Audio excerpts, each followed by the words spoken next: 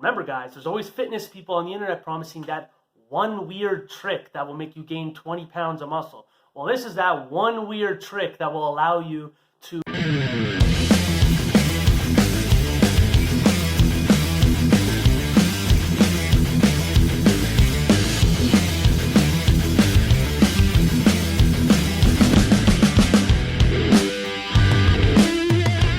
Alright, what's up everyone? Welcome to another episode of the Strength Classroom. Today, I'm going to talk about something that has kind of plagued my deadlift for years, and now within the last 2-3 months, I finally figured out how to make it better. So, I'm just going to ask a quick favor. If you do enjoy the videos, please like the video. It helps my videos get shown to other people, which then grows the channel and allows me to make these videos more frequently for you guys. But, let's get on to the topic. So, this always happened to me.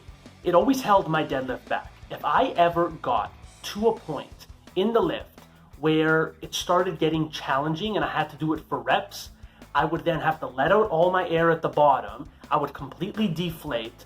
All my muscle tension would be gone. And then the next rep would either be a fail or be the last rep on the set. So, and I knew I always had more in the tank. It's just because I went from having all this tension to letting it all go, and then I was fatigued, and it's hard to get that tension and that bracing back. And I never felt this problem with bench, barbell row, stiff leg deadlift, anything where the tension wasn't from a dead stop. I never had a problem with that.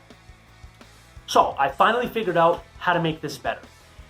Instead of trying to gather my air again at the bottom, I start letting out a little bit of my air at the top while I'm still up there, get my air, brace, put it back down on the floor, stay there for like half a second to a second, and then keep going.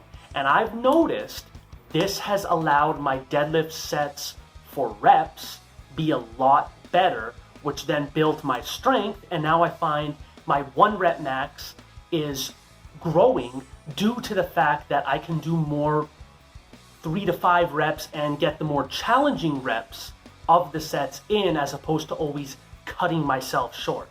So on certain sets where maybe I would have stopped at like 4 or 5, I can now get to the 7, 8, or even 10 range easily, just due to this small little deadlift tip. Remember guys, there's always fitness people on the internet promising that one weird trick that will make you gain 20 pounds of muscle. Well, this is that one weird trick that will allow you to add reps to your deadlift.